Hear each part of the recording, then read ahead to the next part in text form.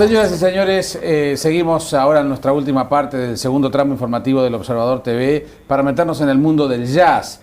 Y esta historia tiene un comienzo muy concreto porque en la década del 60 hubo un trío de jazz que solía escucharse frecuentemente en Montevideo. Para variar, estaba al frente alguien que ha generado una cantidad de proyectos musicales como Rodolfo Schuster. Y bueno, el propio Rodolfo Schuster nos va a contar con quién está acompañado y cómo comenzó esta historia que va a tener su reencuentro mañana en La Colmena. ¿Cómo te va, Rodolfo? Un gusto recibirte. Muy bien, un gusto de estar contigo y con la audiencia de este canal. Tú me preguntabas recién cómo se generó todo esto. Yo empecé a tocar la trompeta y a cantar ya por los años 50 y en el 53 fue que conocí a Jorge, o George, como tú decís muy bien, y formamos lo que era la Montecassino Jazz Band, que no éramos solo nosotros, sino que Luis Carbia en batería, que hoy día también va a participar mañana en el programa de La Colmena, y estaba un grande guitarrista y bajista que era José Muriondo, un hombre que dio... Así que era un cuarteto. No, había más gente. Más gente, pero entonces una orquesta. Había un trombonista que se llamaba Dalmiro González, que era muy jazzista, un hombre muy respetado por la comunidad musical del Uruguay, y otro que todo el mundo llegó a conocer, que era el Negro Santiago Luz. Upa, ese sí lo conocí. Eso ya era la banda completa. Y de acuerdo a los trabajos que podíamos conseguir, o éramos trío, o cuarteto, o quinteto, dependiendo de lo que había. Está bien. Y bueno, y eso funcionó hasta 1963 casi. Yo me casé el 5 de enero de 1963 y al poco tiempo me fui a vivir a Estados Unidos porque mi señora era norteamericana.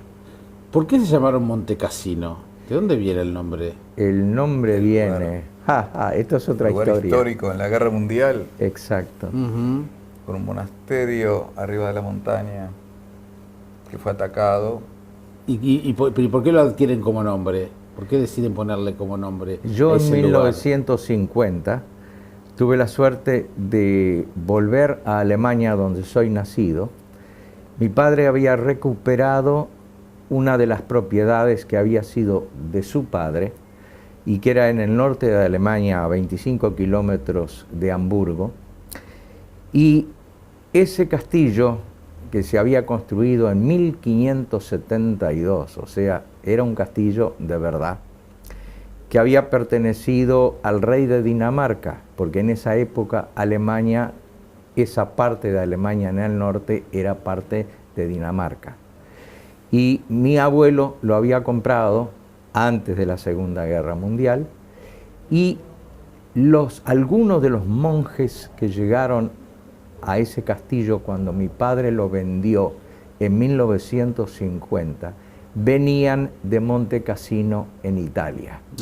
Y yo vi la lámpara que habían traído con la luz eterna y que estaba colgada en ese castillo, y me gustó tanto, yo le saqué fotos, me la traje, y cuando se me ocurrió formar una orquesta aquí en el Uruguay, qué mejor nombre que un nombre tan misterioso, por así decirlo, está bueno. Montecassino. Esa fue la razón. ¿Y ustedes estuvieron de acuerdo Absolutamente. con esta historia? Sí. Ahora vamos a hablar con Jorge, pero ¿en cuánto se vende un castillo?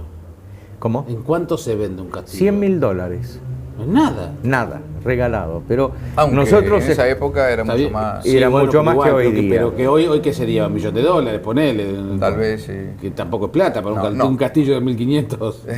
Yo con mi señora actual fuimos a visitarlo, fuimos invitados por el gobierno alemán para ir a la ciudad de Hamburgo, y luego fuimos invitados por los monjes que están en ese castillo, y pasamos 8 días allí, y lo recorrimos.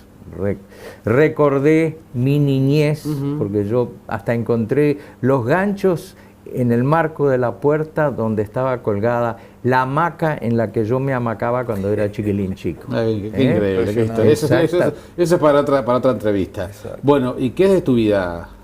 Bueno, ¿Tu vida musical cómo comenzó? Empecé tocando de oído. Papá tenía un armonio que estaba en casa de un tío y nunca supe que era de mi padre hasta años después. Y empecé a tocar cosas de oído. Y después a los 8 años empecé a estudiar con una profesora local, Margot Piris, pero excelente. Y después seguí tocando en la iglesia y empecé... ¿De qué barrio sos? ¿De qué barrio sos? Barrio Malvin. Nací en Roseli Ríos, frente a Monseñor Izaza, en el barrio Villa Dolores. Y de ahí nos fuimos a Malvin, donde me crié. Todavía los quiero mucho esos barrios. Y a los 8 empecé a estudiar formalmente el piano. Cuando la profesora me mandaba estudiar una página de algo que no me gustaba, no la tocaba, leía en la clase. Pero si me mandaba a estudiar una página de algo que me gustaba, me estudiaba las 20 páginas y se lo tocaba de memoria. ¿Y el canto cuándo aparece? Y el canto, yo digo que en la escuela y en la iglesia es donde me formé.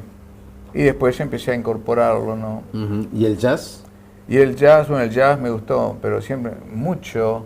El primer libro de jazz era un libro de un escritor español, Ortiz Oderigo, sobre historia del jazz, y hablaba de todos esos músicos como Louis Armstrong, Sidney Bechet, Red Nichols.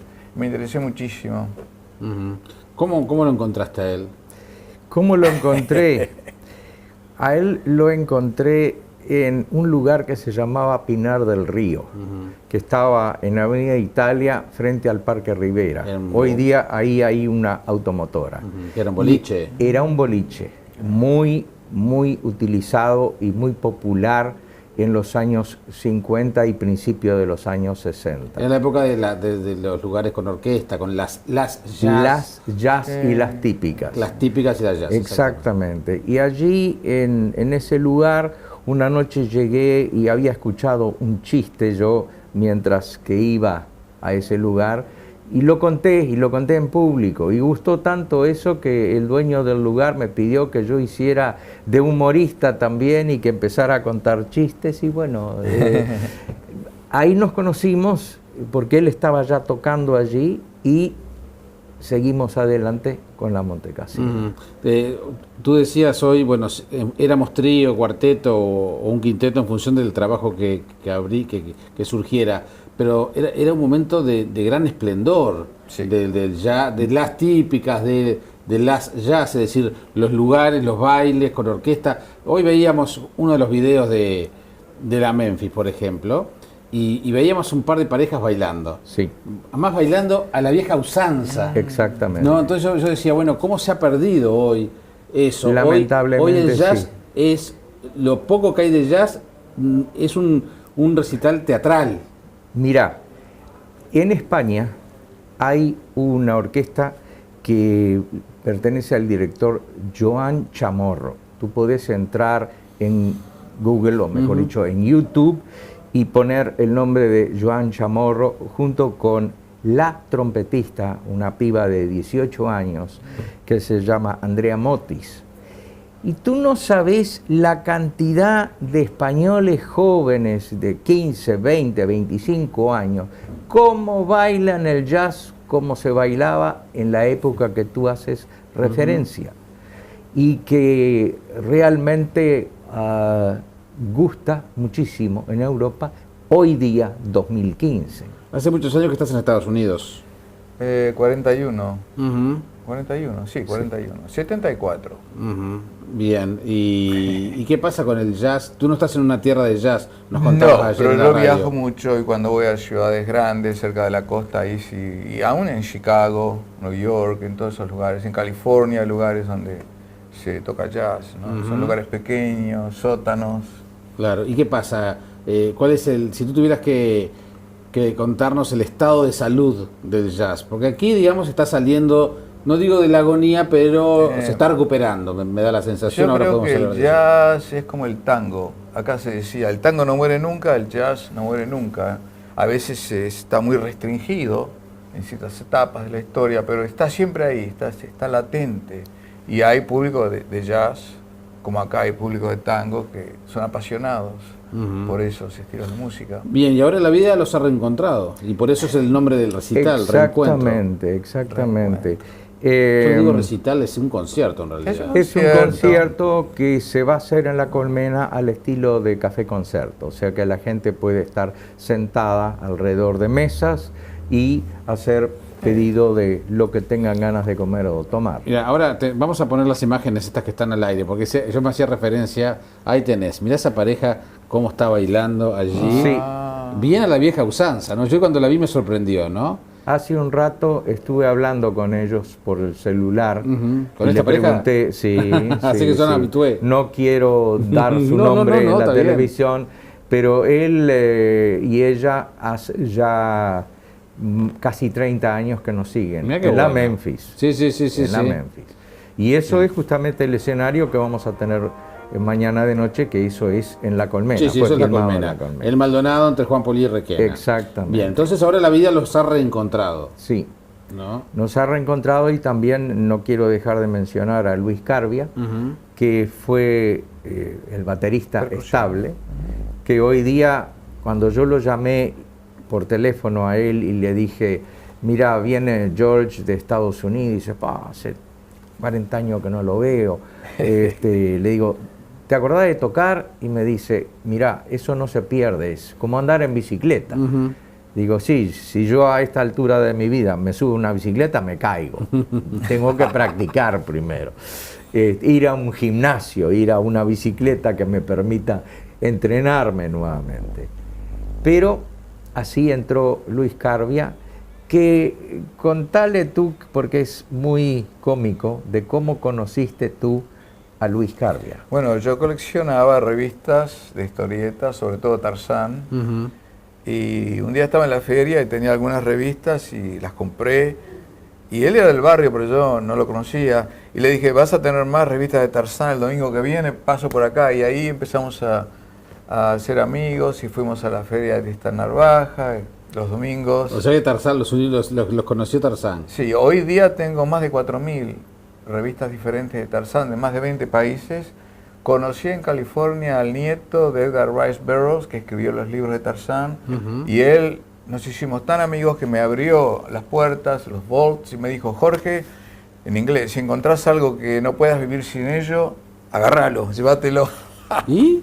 Y no me abusé, pero encontré unas cuantas cosas que no podría vivir sin ellas. Bueno, muy bien. Entonces este reencuentro será mañana a las 9 de la noche en La Colmena, allí en Maldonado y Juan Polié. 2-402-7906 el teléfono de reservas. 2-402-7906. Y ya se juntaron los tres para ensayar, obviamente. Sí. ¿Cómo estuvo esa sincronización? Pero, como que no hubiéramos dejado de tocar hace 40 años. Es que Rodolfo y yo, desde el principio que nos conocimos, siempre nos entendimos musicalmente. Nunca hubo ningún problema. Yo lo sigo, él me sigue, fabuloso. ¿Cómo armaron el repertorio?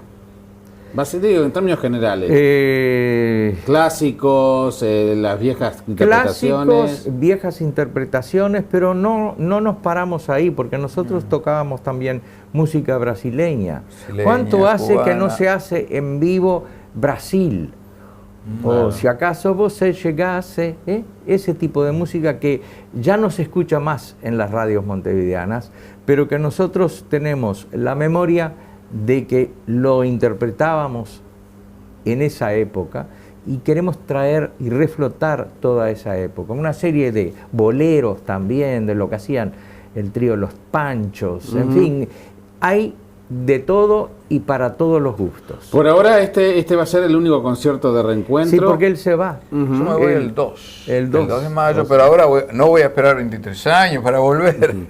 O sea que ojalá pueda hacerse, Sí. pueda recuperarse, ¿no? Parte de la memoria. De hecho, ustedes nacieron y cuando ustedes terminaron yo ni siquiera era nacido, así que Seguro. por eso yo ya les comentaba en la radio que para mí Montecassino el nombre no me dice absolutamente Seguro. nada. Sí, mucho antes de ti. Entonces, Mirá, inauguramos muchísimas cosas en Montevideo. Tocamos en lo que era el viejo, después se llamó New York,